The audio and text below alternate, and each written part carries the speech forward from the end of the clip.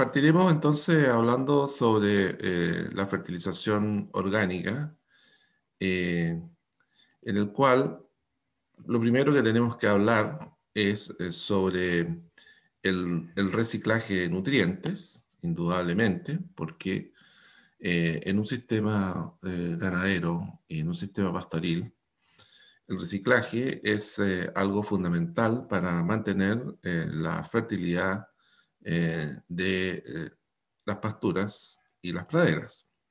Las vacas, a través de las fecas y las orinas, todas las excretas, ¿no es cierto?, hacen un reciclaje importante de nutrientes de lo que consumen diariamente y ustedes pueden observar aquí un cuadro donde está el reciclaje de nutrientes en animales de pastoreo de una pradera de vallica perenne mastrador blanco, donde el nitrógeno del follaje, en el caso de las vacas, base materia seca, es un 3,3% cuando se aplican 250 kilos de nitrógeno por hectárea y 4,1 cuando se aplican 540 kilos de nitrógeno por hectárea.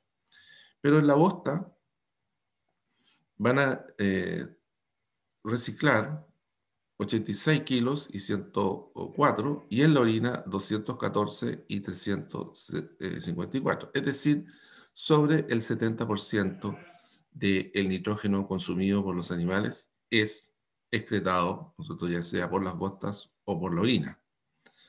Y en el caso de novillos, no tiene fertilización, 2,8 el contenido de nitrógeno del follaje, y por lo tanto el 56% del nitrógeno que consumió el animal y que la planta lo tomó del suelo y no del fertilizante inorgánico aplicado, 56 se recicló.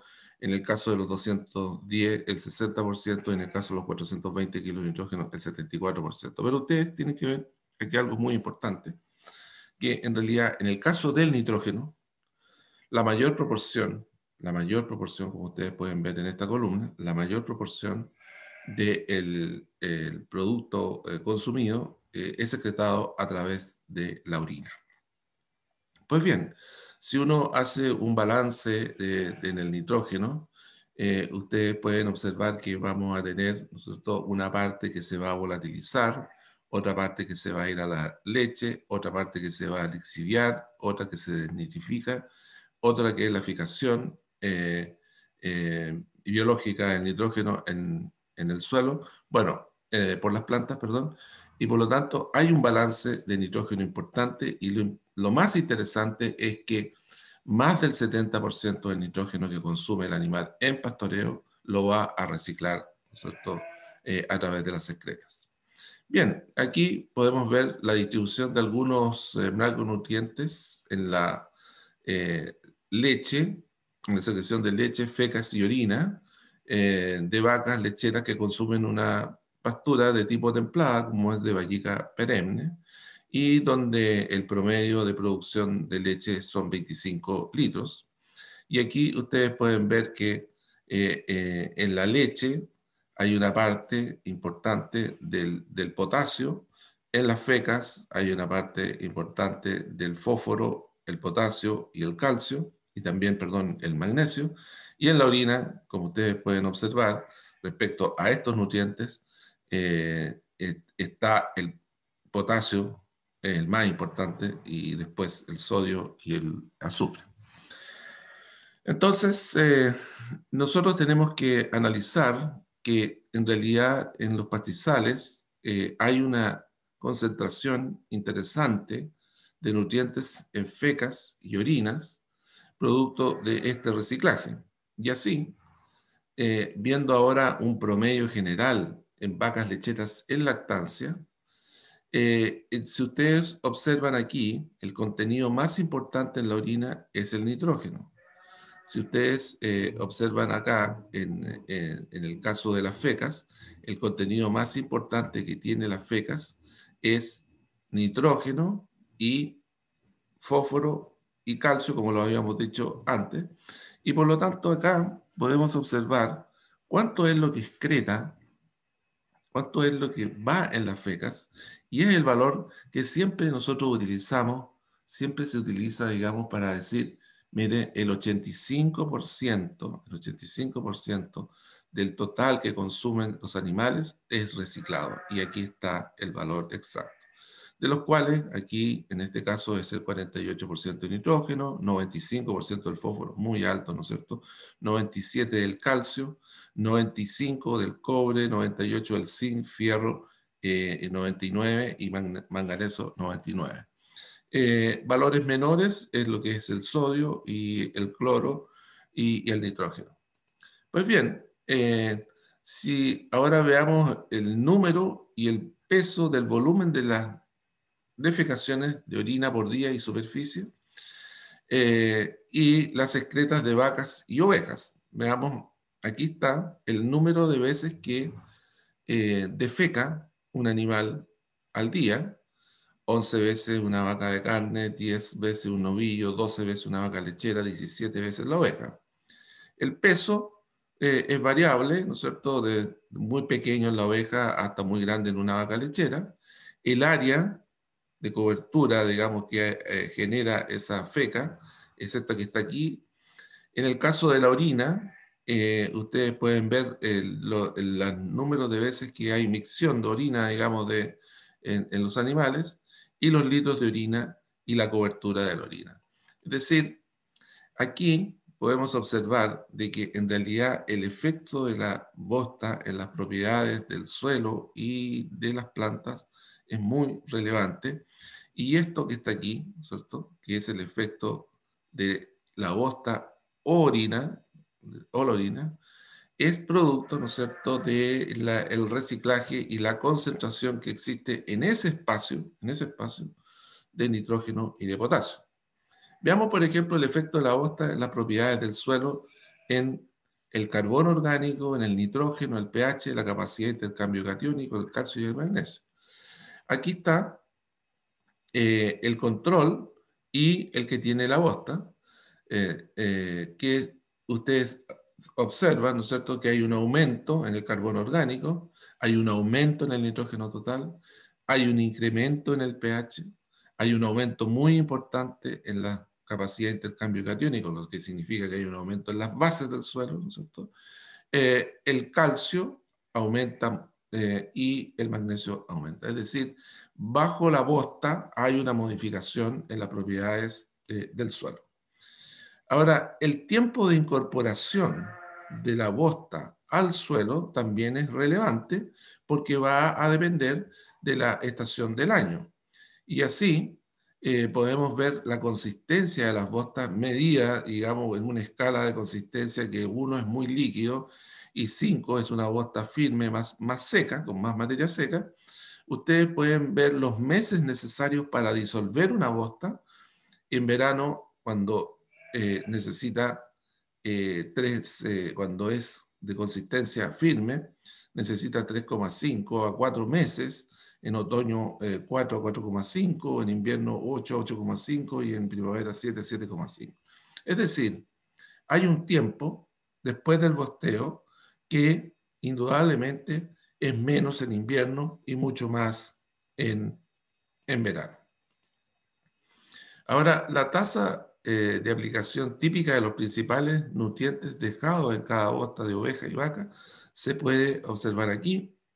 Y kilos de bosta, kilos por bosta de oveja por hectárea, equivalente, ¿no es cierto?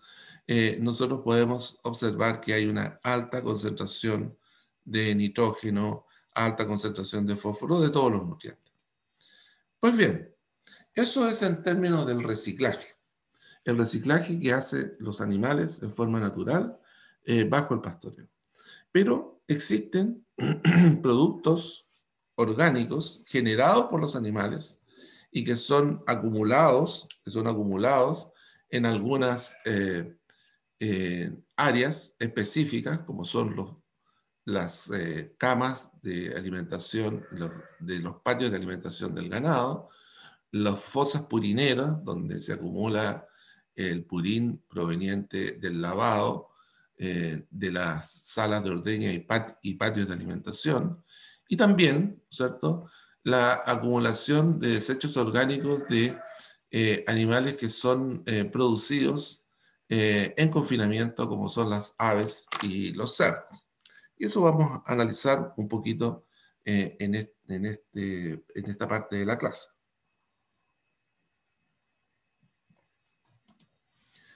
El uso de productos orgánicos en los sistemas productivos de la región sur siempre va a constituir una opción interesante, pero también forma parte de la necesidad urgente que se tiene de reciclar esos productos desde donde están almacenados. La acumulación de estos desechos en los centros de producción, por ejemplo, de aves y cerdos, en el caso nuestro que eso se concentra principalmente, no es que sea solo ahí, principalmente en la zona mediterránea, en el área central del país, y la generación de purines y guanos en los sistemas de confinamiento, que eso es ya en todo el país, igual eh, permiten y obligan la utilización en la producción de forraje como fuente de nutrientes en los programas de fertilización. ¿Por qué? Porque en realidad la población eh, ya no quiere tener malos olores, ya no quiere presencia de mosca, ya no quiere esas interferencias y la población se ha ido acercando. No es que los centros de producción de cerdos, aves y la ganadería se haya ido acercando a los centros poblados. Es todo lo contrario. Lo que ha sucedido es que la población se ha ido acercando a estos lugares y por lo tanto hoy día esas empresas que generan estos productos deben tomar la decisión de comercializarlos, extraerlos, desodorizarlos y compostarlos para evitar la presencia de malos olores y moscas.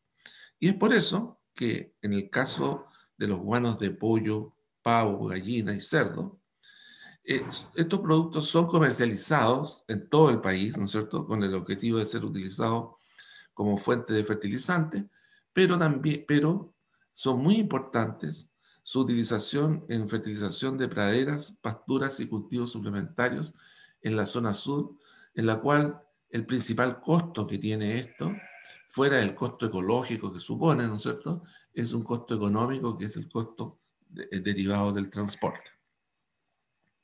Bien, la actual investigación está concentrada en determinar la respuesta en la producción de forraje, en la calidad del forraje y además en los efectos que tiene en los parámetros químicos, físicos y biológicos del suelo.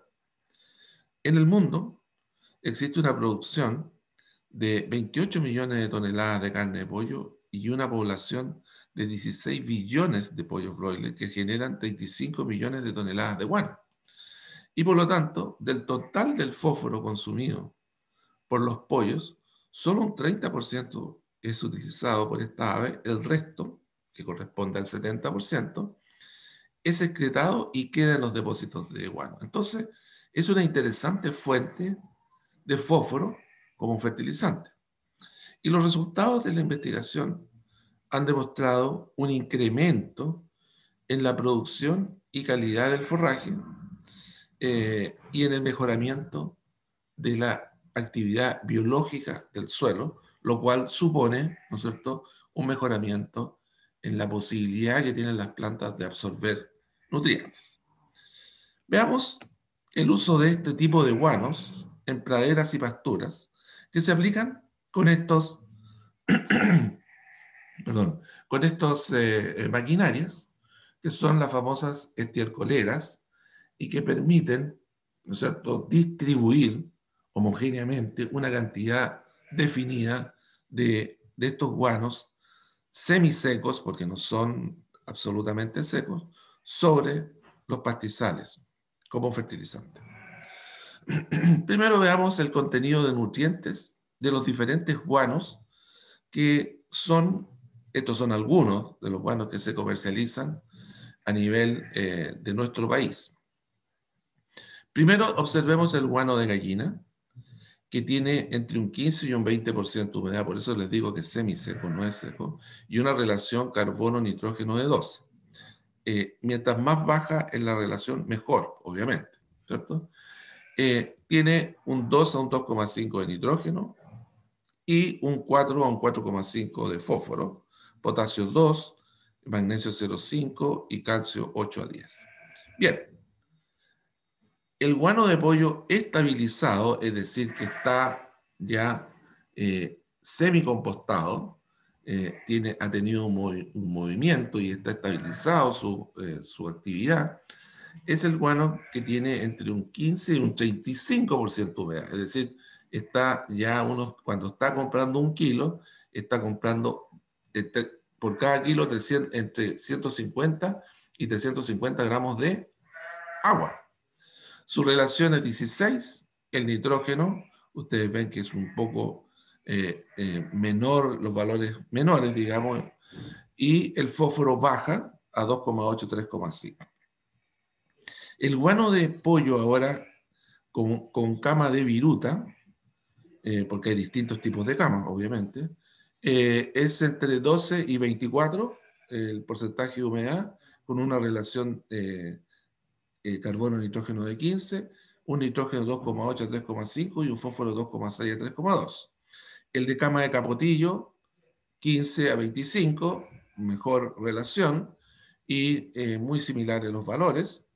Y después tenemos los guanos frescos, que aquí ya los niveles, tanto el guano de pollo reciclado, que es la doble cama, ¿no es cierto? Y el guano fresco directo, que es con una sola cama, ya llegan a 30% de porcentaje de humedad y con una relación de 11 y 12, con bastante nitrógeno como ustedes pueden ver aquí, y bastante fósforo.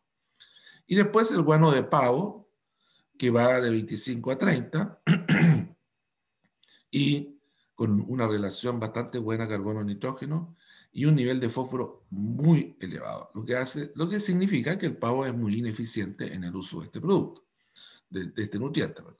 Después el guano de pavo estabilizado, que es muy similar, con menos, ¿no es cierto?, fósforo. Y finalmente el bioestabilizado de cerdo, que en definitiva el bioestabilizado de cerdo, que lo que es producto de los biodigestores, lo que queda del biodigestor del guano de cerdo, se composta, se seca y termina siendo un producto que tiene entre 18 y 22, con una relación muy buena carbono-nitrógeno y con un alto contenido de fósforo, el mayor contenido de fósforo que tiene, y con muy buen nitrógeno. Lo que indica, ¿no es cierto?, que son animales que son ineficientes en el uso de los nutrientes, pero muy eficientes en el uso de carne, digamos, pero en su guano tienen una concentración interesante de estos productos. Bien, veamos, este es el bioestabilizado. Si ustedes se fijan, es un producto bastante seco, tiene sobre 15% de humedad, y se aplica sobre la pradera, tal como está aquí, y será el agua de la lluvia o del riego en la que finalmente lo incorpore, digamos, al suelo. También se puede aplicar de esta forma, eh, con una encaladora normal, digamos, donde quedan las hileras, digamos, del guano, lo que indica que si se queda pegado, uno le pega un poquito en la lata y baja rápidamente. Bien, en el análisis de un bioestabilizado, este bioestabilizado que voy a mostrar los resultados, tenía un 3,6% de fósforo, 5% de nitrógeno, 1,9% de potasio, 3,9% de calcio y 2% de magnesio. Bien, aquí nosotros, ante la aplicación, digamos, la cantidad aplicada, aportó estas cantidades con las 3 toneladas de bioestabilizado, aportamos 100 kilos de nitrógeno, 72 de fósforo, 39 de potasio, 77 de calcio y 40 de magnesio. Bien, aquí están los tratamientos y aquí está el testigo que no se aplicó nada de nutrientes y produjo al total, es una pradera de un suelo muy bueno, produjo 14 toneladas de materia seca. Pero cuando ya aplicamos la fertilización normal, inorgánica, de 300 kilos de superfosfato triple, 300 de urea y 300 de sulfoman, llegamos a un incremento de un 20%, porque llegamos a 17 toneladas. Ahora, cuando se aplicaron las 3 toneladas de bioestabilizado y solamente 50 como un starter de nitrógeno, de urea, es decir, menos de 30 kilos de nitrógeno por hectárea, la producción llegó a 16 toneladas de materia seca, lo que aumentó en un 11% respecto a la no aplicación de nada. Y tuvo un 8% menos respecto a la aplicación de la fertilización inorgánica normal.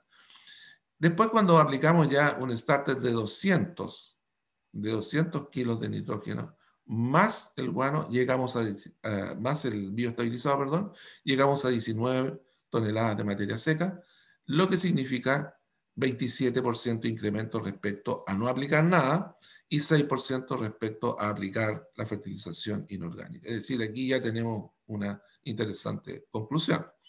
Y finalmente, solo guano, llegamos a 16 toneladas, que es un 10% más a no haber aplicado nada en esta pastura y un menos 9% respecto a haber aplicado la fertilización inorgánica.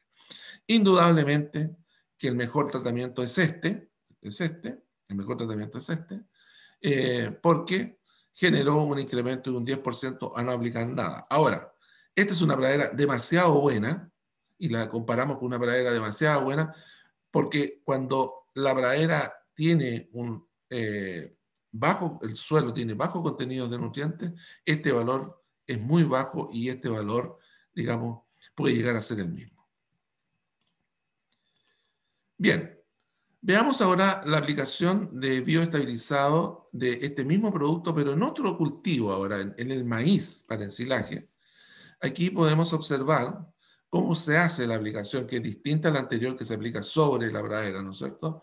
El producto viene enfardado así, y es aplicado sobre el suelo previo a la siembra e incorporado, ¿no es cierto?, en el suelo, para que no quede material sobre el suelo, digamos, y que se incorpore rápidamente a la estructura, al perfil del suelo.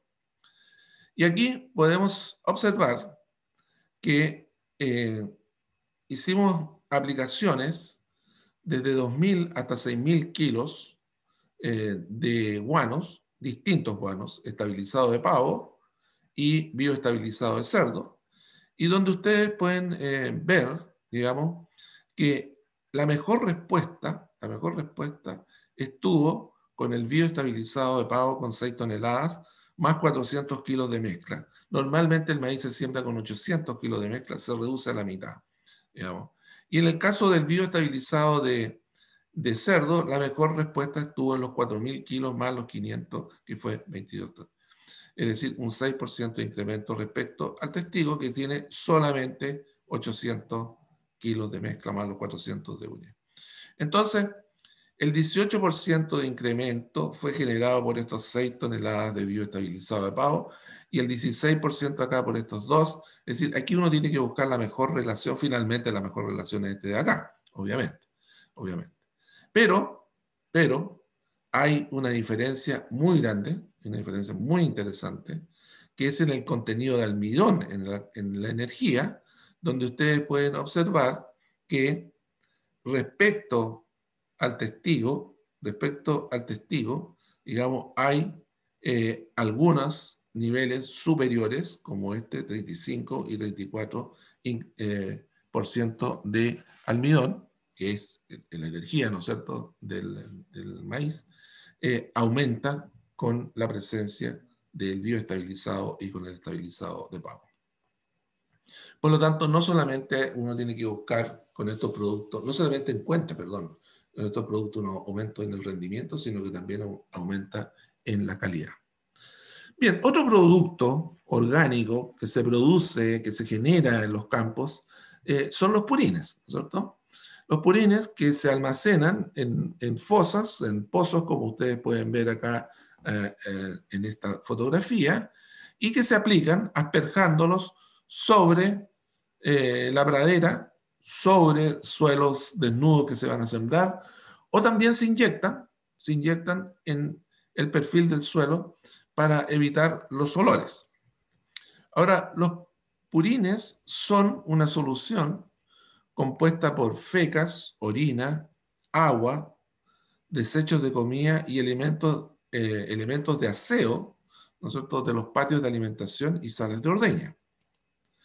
La composición cambia indudablemente según las raciones entregadas a los animales y la forma de extracción en el caso de los galpones de alimentación y salas de ordeña.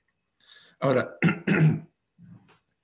el contenido de materia seca no solo cambia según el proceso de colecta, sino que también va a cambiar con el ingreso de aguas lluvias a los pozos de acumulación, si es que estos pozos no son techados.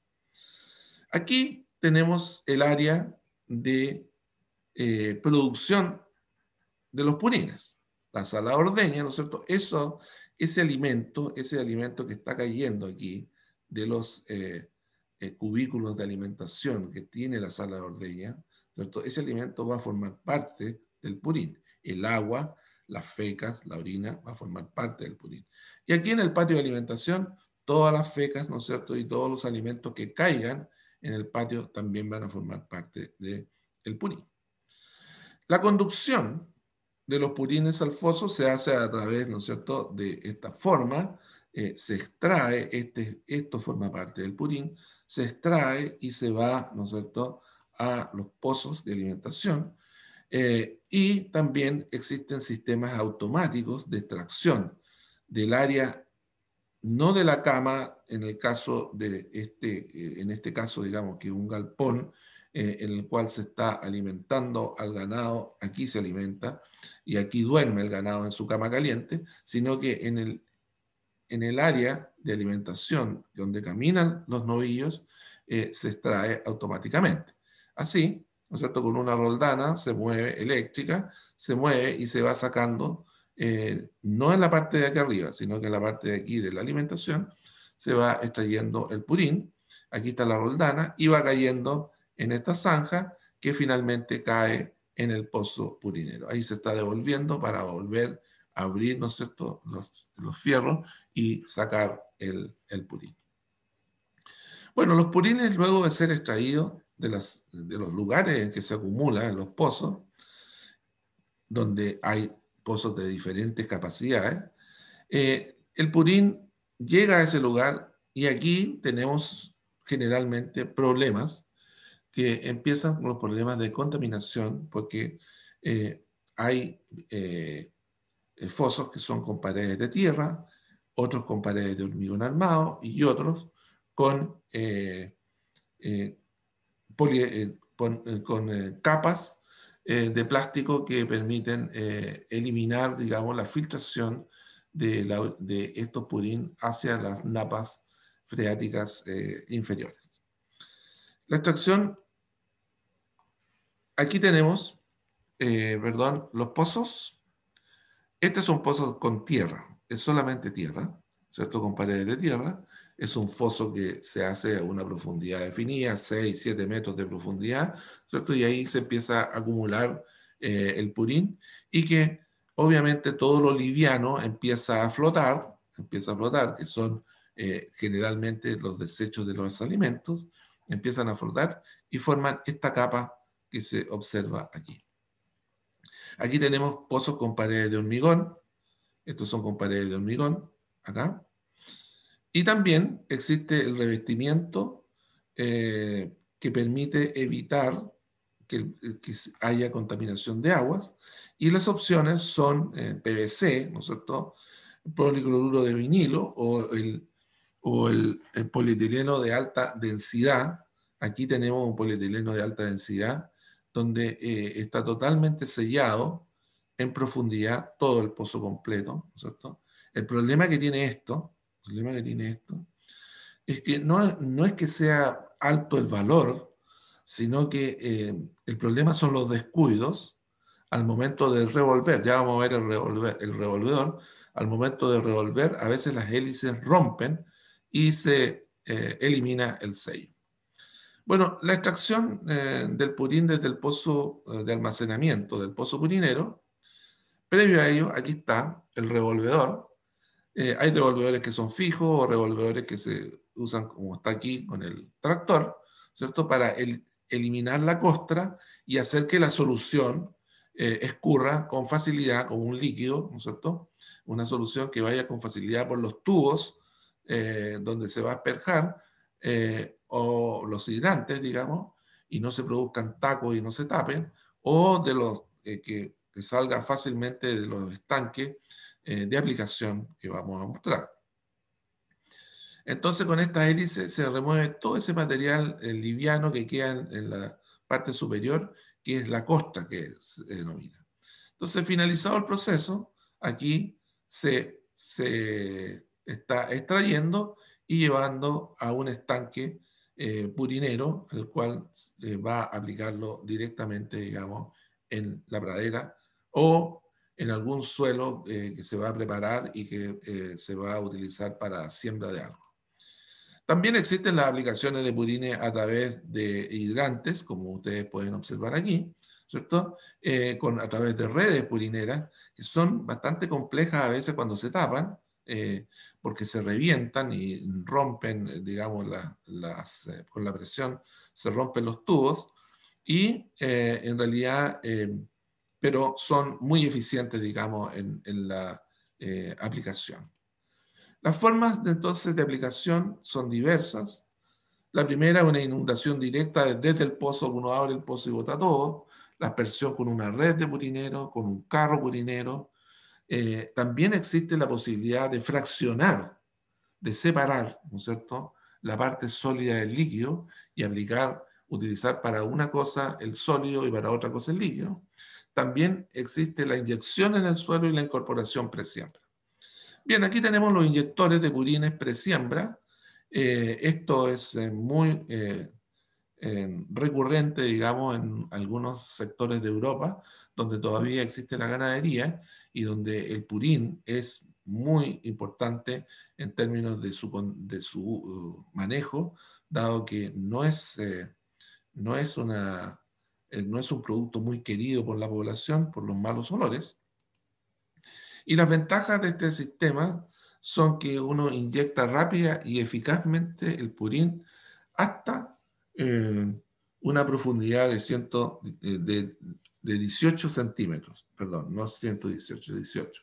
Y trabaja a una alta velocidad con mínima pérdida de nutrientes, y el equipo reduce las pérdidas de nitrógeno por volatilización porque lo estoy inyectando, ¿no es cierto? La inyección del purín, esta es una máquina inyectora, ¿no? Ahí ustedes pueden ver la complejidad de la máquina, pero la importancia que tiene.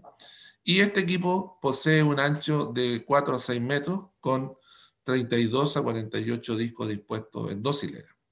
Entonces la primera hilera abre el suelo y la segunda hilera va cubriendo el purín y aplanando el suelo. Entonces el purín pasa por los conductos situados entre los discos de la primera para ser depositado dentro de esa abertura.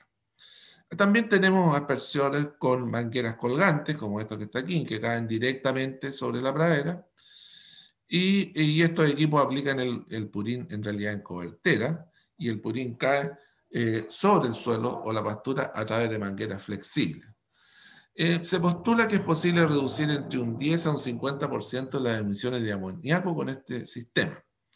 Ahora, el esparcidor de purines con zapata colgante, como este que está aquí, y nosotros tenemos que aplicarlo con una máquina como esta, y donde nosotros no podemos pensar, digamos, tener un suelo o una pradera heterogénea en cuanto con desniveles, porque la máquina no es para eso, sino que es para sectores bastante planos. Bueno, este sistema también se menciona que reduce la emisión de amoníaco en un 40 o un 70%. El uso de los inyectores tiene ese objetivo, evitar la volatilización, ¿cierto? A través de la inyección del producto en el suelo, a través de la localización del producto en el suelo, porque eso son gases de efecto invernadero que se tratan de reducir.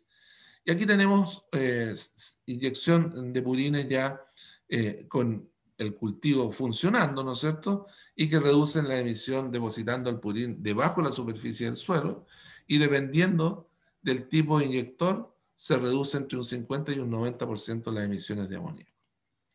Bueno, nosotros en realidad en Chile existen inyectores que han funcionado relativamente bien. Pero la verdad es que es una maquinaria un poco cara y que tiene la dificultad para nuestro país eh, el micro relieve, es decir, estos están hechos para relieves un poco más homogéneos, más parejos. Y por lo tanto lo que predomina en nuestro país es la aspersión del purín, como ustedes pueden observar aquí, ¿cierto? Con los carros purineros, y donde el purín que nosotros producimos tiene una variación importante en el contenido de materia seca, producto de principalmente el agua lluvia, que cae en la fosa purinera y que no se controla, y también es agua lluvia que no se desvía de los techos de los galpones y de las salas de ordeña. Y así, en invierno, el contenido de materia seca del purín es un 1%, es decir, tiene un 99% lo que estoy aplicando es agua, y acá un 95% agua en el caso del verano, y donde cambia el contenido de potasio, el contenido de fósforo y por supuesto el contenido de nitrógeno. Esto es proporcional, digamos, pero aquí es un 1% y con un 8,6% de nitrógeno. Bueno, la aplicación convencional por aspersión con salida de presión y choque sobre la platina genera ese abanico con una gran superficie de contacto con el aire que obviamente favorece la volatilización y es lo que está haciendo esto. ¿Se fijan? Las formas de aplicación por aspersión e inundación son las que generan los mayores problemas de emisiones de amoníaco a la atmósfera y que hoy son penalizadas indudablemente por la sociedad en su conjunto. La permanencia sobre la totalidad de la superficie del suelo genera estas pérdidas que pueden alcanzar hasta un 80% del nitrógeno que nosotros hemos aplicado en las primeras horas tras la aplicación. Para eso tiene que haber temperatura, obviamente. ¿Ah? En estas épocas frías no sucede eso. Bueno, parte importante del nitrógeno que posee el purín se transforma en amonio, cuya hidrólisis genera amoníaco, el cual es volátil, ¿no es cierto? El amonio formado se hidroliza, liberando amoníaco a la atmósfera, proceso que se conoce como volatilización del amonio. Entonces, la acidificación y eutroficación son procesos que generan desequilibrios en los ecosistemas de pradera, situación que permite el desarrollo de plantas no deseadas y que son invasivas. Y así, bajo esa condición, plantas que son ávidas, por ejemplo, de nitrógeno y potasio, que tienen raíces profundizadoras, como la romasa, empiezan a aparecer como importantes ante aplicaciones excesivas de purines en el suelo. Las emisiones altas de amoníaco también pueden dañar directamente el forraje de árboles, miren ustedes, aquí va a pasar por el árbol, y arbustos, o bien retardar su crecimiento. Además de los problemas ambientales, hay que considerar que la volatilización supone la pérdida del valor fertilizante del purín, ¿cierto? Entonces, probablemente el factor determinante en el rechazo que la sociedad tiene es el mal olor que desprenden los purines al aplicar. Y el mal olor provoca un efecto psicológico negativo de repugnancia que intuitivamente tiende a relacionarse con una sensación de riesgo para la salud. Y el rechazo es mayor en las personas que no tienen una relación directa con la economía local o desconocen la problemática asociada a la ganadería. Entonces, el olor desagradable que emiten los purines se debe a una mezcla compleja de compuestos volátiles que son el resultado de la degradación de la materia orgánica y que indudablemente no va a generar un efecto en la salud de las personas, pero sí tiene este efecto psicológico, ¿no es cierto? Que es el efecto de que si hay mal olor, hay suciedad. Eso es lo real. Entonces, existen más de 160 compuestos que generan malos olores, y entre estos son los ácidos grasos volátiles y compuestos fenólicos e indólicos. Bueno, la forma de disminuir esta emisión de olores es reducir la superficie de contacto con el aire. Por ello, las medidas que tienden a reducir la volatilización del amonio a la atmósfera también serán efectivas en la reducción de las emisiones de los olores, es decir, la inyección del purín. El sistema de aspersión es el que genera las mayores pérdidas de amoníaco en la atmósfera, pero es el sistema que requiere menor inversión y es de menor costo operacional. La incorporación inmediata y el uso de técnicas de inyección reducen las emisiones y malos olores, limitándose además el rechazo social a su uso como fertilizante agrícola. Bueno, otra forma de reducir esto es separar el purín. Utilizar separadores de los purines que son prensas que permiten separar el purín, el sólido del líquido, sólido que finalmente termina siendo bastante inodoro, y el líquido es el que va a tener los componentes volátiles, digamos, del olor. El separador tiene por objetivo generar la separación del líquido del sólido y que permite originar dos productos destinados a la fertilización. El primero es la fase líquida rica en nutrientes y carente de fibra, y una fase sólida con alto contenido de fibra para el desarrollo de un compost que tiene bajo contenido de nutrientes. El principal va a ir en la parte líquida. El líquido formado de esta separación es un producto rico en nutrientes que puede ser asperjado sobre el suelo y plantas, que se incorpora con rapidez sin dejar fibras, a veces pequeñas fibras, ¿sí?, que perturbe el proceso de fotosíntesis o que genere procesos de volatilización. La fibra separada puede ser compostada y utilizada como producto orgánico, mejorador de la estructura del suelo y de la actividad biológica. En muchos países que se utilizan el separador de purines con frecuencia, la parte líquida se inyecta en el suelo o se aplica al suelo en praderas y en otros cultivos, y la parte sólida se composta y se envasa en sacos para fertilización de jardines, y se comercializa en supermercados y en áreas especializadas de venta de flores y venta de plantas. Es muy común el uso de este producto para la formación de la estructura y la materia orgánica de suelos de maceteros. El separador es un tornillo de prensa, como ustedes pueden observar aquí, de distintas marcas, hay distintas opciones, pero que genera este sólido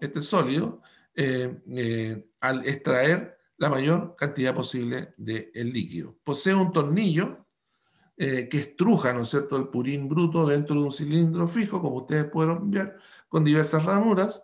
El líquido sale por las ranuras y el sólido es arrastrado al extremo. Lograr un sólido con bajo contenido de materia seca 30-35 es lo que se pretende para llevarlo después a menos de 10% para llevarlo a un nivel de sólido que tenga menos de 10% de humedad. No se utilizan en purines muy diluidos porque el líquido puede caer al sólido con mucha facilidad. También existen los separadores de rototamiz, que en realidad corresponde al cilindro horizontal. El sólido es prensado, de fácil manejo, no logra alcanzar niveles de materia seca altos, pero tiene un flujo bastante constante.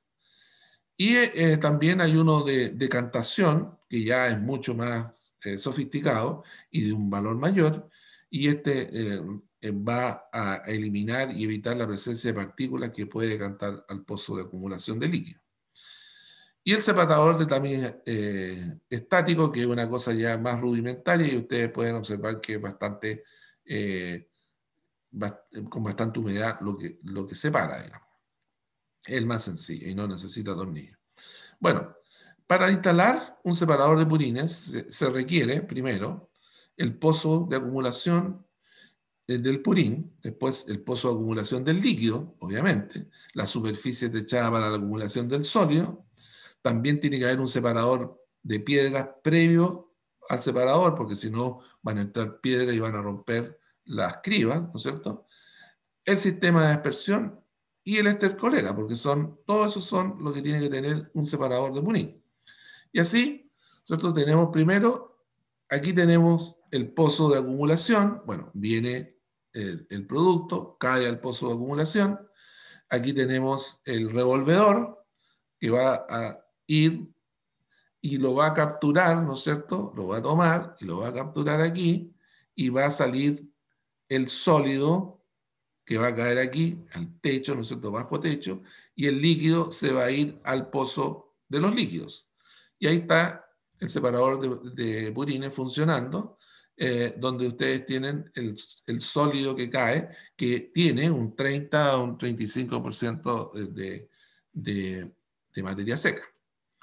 Bien, aquí está la fase sólida, también puede caer directamente, ¿no es cierto?, a un carro que lo puede llevar directo a la pradera de la fase sólida. Y la sólida, ustedes lo pueden aplicar con una estiercolera, como ustedes la están viendo acá. Los purines y las enmiendas calcáreas son elementos que uno tiene que considerar en nuestros suelos. Las aplicaciones de purines sobre suelos con enmiendas o en el interior del pozo generan pérdidas de nitrógeno por el efecto de la volatilización que genera la reacción, ¿no es cierto?, del purín con la enmienda. Por lo tanto, eso no tienen que hacerlo. Bueno, ¿qué efecto tiene ahora la aplicación del purín sobre la pradera permanente? Bien, veamos, este es el cuadro que les mostré anteriormente con los componentes en cada época del año, pero veamos qué sucede con la aplicación. El efecto de la aplicación sobre el rendimiento en producción de materia seca. Ustedes pueden observar que durante 3 años se aplicó y se llega a la conclusión de que en este nivel está el punto de equilibrio de la aplicación, 120.000 litros aplicados en 4 aplicaciones del año de 30.000 litros cada uno. Y hay un efecto también sobre la composición botánica, porque empiezan a aumentar, ¿no es cierto?, otras especies, y como ya les mencionaba, las otras especies son la romasa. También hay un efecto importantísimo en la distribución estacional, donde en el invierno hay una mayor producción cuando uno aplica purines que cuando no aplica purines. Y la aplicación de purines genera un incremento, ¿cierto?, en el contenido de nitrógeno, en el contenido de potasio y reduce en la planta la presencia de calcio y magnesio. Pues bien, aquí pueden ustedes ver el efecto de la aplicación en la composición química del suelo y hay un leve cambio en el pH, un leve cambio, no es importante, pero hay un aumento en el contenido de fósforo y lo que más hay es un aumento en el contenido de potasio del suelo. Bueno, y la relación de nutrientes es la que nosotros tenemos que considerar. Sin aplicación de purines, hay bajo contenido de potasio y alto de sodio. Con aplicación de purines, baja el sodio y sube el potasio, porque son competidores en el carrier que ingresan a la planta. La aplicación ahora en praderas de rotación, miren ustedes el contenido de nitrógeno de una planta de vallica bianual que se le aplica purín, aumenta, ¿cierto? Y el potasio aumenta y aumenta. Es decir, hay un aumento en el contenido de potasio y nitrógeno en plantas que han sido sometidas a aplicaciones de purín. Ahora, hagamos un cálculo simple. ¿Cuánto purín produce una vaca? Si nosotros tenemos un número de vacas de 200 vacas y la producción diaria son 120 litros por día, el total de purín son 24.000 litros y por lo tanto son 8 millones de litros de purín al año. Y la estacionalidad está dada, ¿no es cierto?, por el confinamiento y por tanto, si un plantel produce esos 8 millones de litros, puede aplicar 30.000 litros por una vez en 292 hectáreas en el año. Eso es ese es el resultado que uno logra. Y en la composición, ya vimos la composición, ¿no es cierto? El aporte que hacen los 120.000 litros y que es mucho, digamos, mucho nitrógeno y mucho potasio el que está aportando. Y por lo tanto, es interesante entender de que es un elemento de alto valor nutricional para las plantas y para el suelo y para las plantas, obviamente. Ahora, ¿cuánto se demora uno en aplicar el purín? Si uno tiene 30.000 litros, tiene un carrete con un ancho de trabajo de 35 y un largo de 270, el tiempo de desagüe, ¿no es cierto?, son 2 horas en total de esos 30.000 litros. Los litros de purín generados por cada estación del año, aquí podemos observar que la mayor cantidad está dado, por supuesto, en invierno, y los kilos de purín generados en un año en base a materia seca, bueno, la mayor cantidad está dado, obviamente, en verano. Y los kilos de purín generados en un año en términos de nutrientes ahora, indudablemente que la mayor cantidad del fósforo está dada en otoño-primavera, y al igual, ¿no es cierto?, que el potasio y el nitrógeno. Bueno, esos son los líquidos. Ahora veamos los sólidos. El guano de corral, lo que se denomina cama caliente, que es el producto, ¿no es cierto?, que se genera en las engordas de animales que son bajo techo, o sea, los famosos feedlots.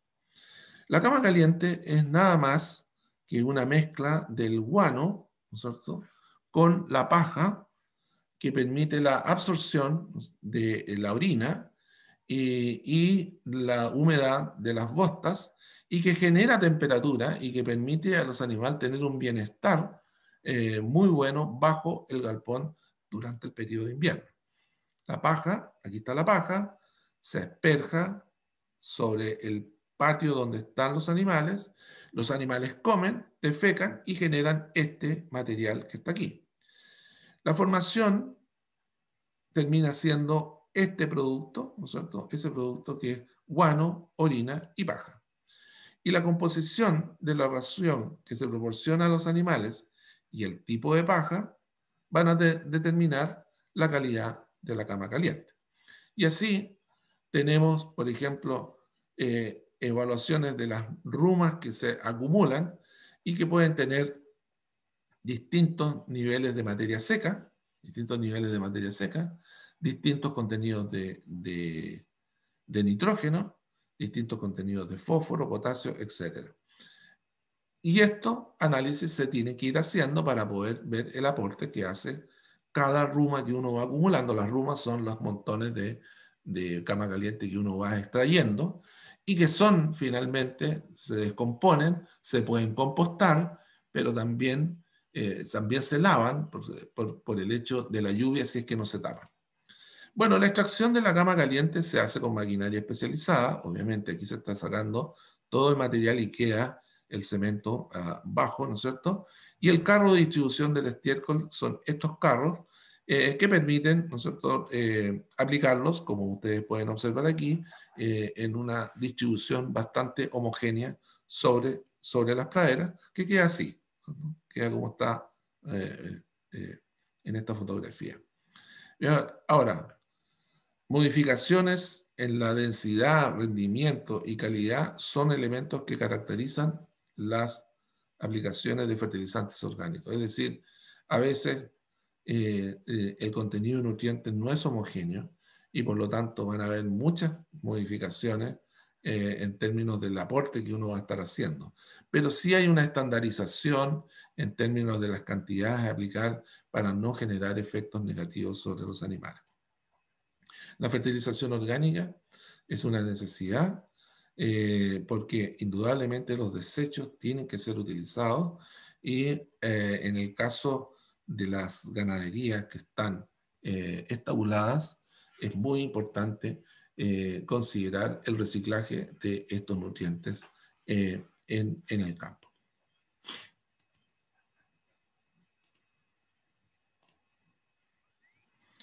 Ok. Si tienen alguna duda o algún comentario.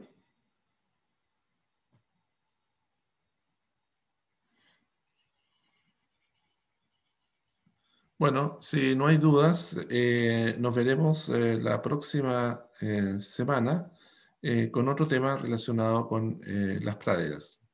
Hasta luego, que estén muy bien. Chao, profe, gracias. Hasta luego, profe, que esté bien.